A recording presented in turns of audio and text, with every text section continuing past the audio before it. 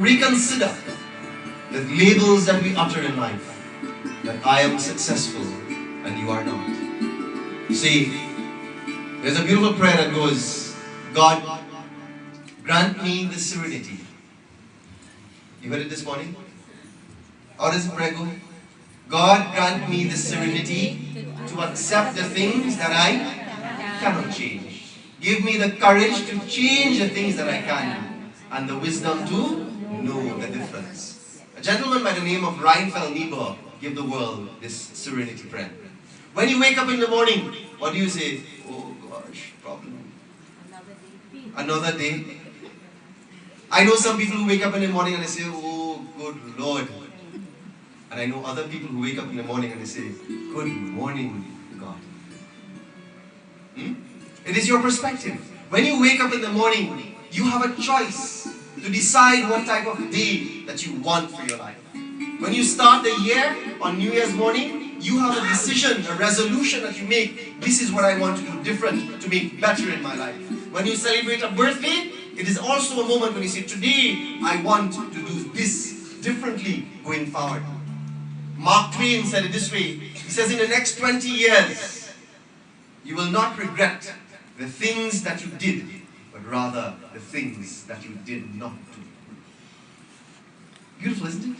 He says, in the next 20 years, you will never regret the things that you did as much as the things that you did not do. Devotees, now is your moment. Now is the only chance that you have. You see, the past, it is dead. The past is history. The future is a mystery. For some of us, the future will never come. But this moment that we have, it is called the present. This moment, it is called the present. And that is why it is a gift that God has given to you. The word present literally means gift as well. And therefore, this is all that you have. And if you can reflect on this moment, then you will never anticipate tomorrow, that only when tomorrow comes, when I have this, only then I will be successful. So when you wake up in the morning, think about what you want. Decide that today will be my day. Decide that this week will be my week. Decide that this birthday will be my birthday. Decide that in the next year or 2 years, I will decide to choose my destination. God, give me the courage to change the things that I can.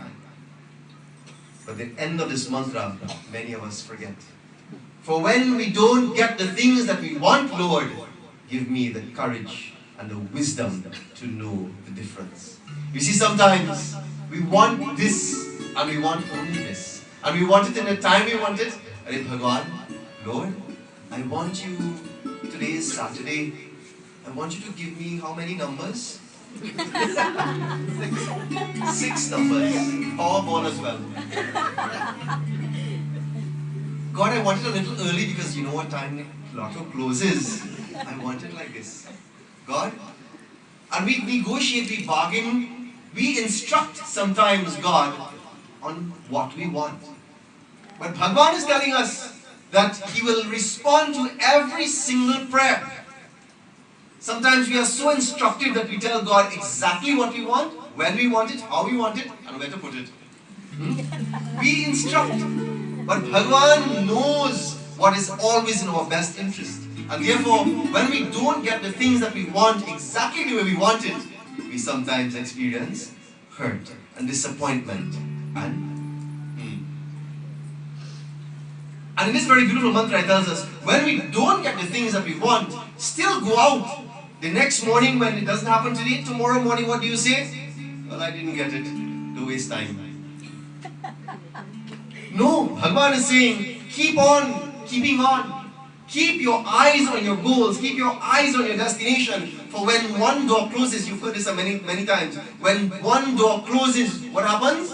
Many open. Not only doors, windows is open up as well. Look, pay attention. Opportunities are always knocking. It was Sri Shankaracharya, rather Ravi Shankarji. He told the world, he says, do you want to hear God laugh? You want to hear God laugh? Tell Him your plans. If you want to hear God laugh, tell Him your plans. Because when he listens to your plans, he would only smile and say, I have another plan for you. Your plan is the human plan. My plan is the cosmic plan. And your plan will always fit in perfectly with the grand karmic accounting system that is known as action and consequence of action. And like this, when things don't work out exactly the way we want them to, don't ever for a moment, devotees of God, think that you are a failure. You see, in Sanatana Dharma, there is absolutely nothing that is called failure. I would like to say that again. In Sanatana Dharma, there is absolutely nothing called failure. If you ask Savi in management school, they will tell you, they don't consider anything failure. They consider it opportunities for improvement. Nice words. And Sanatana Dharma, there is nothing like failure. But you would say, Panditji, what about my child? I wanted to pass for this school, and the results came and I got another school. Panditji, I failed. No, you didn't fail. You just got your result. Panditji, what about the promotion that I wanted to get this year and I didn't get it? That's a failure. Absolutely not. That's only a result. Panditji, what about the marriage that didn't work out? Is that a failure?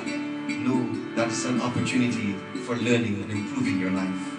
You see, devotees, it is one thing for other people to label us and think that we are failures.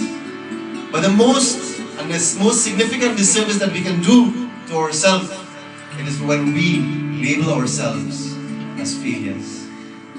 Today I would like to remind you that there is absolutely nothing that is called failure in Sanatana Dharma. You see, the word success is an English word. It is a word that was given to understand the extremes, the opposites. But if you are to really assess your life, to know that I am a successful person, look at the things that you have and not at the things that you did not get in the time that you wished it for. Today I'm asking you to please reflect on your life as we chant.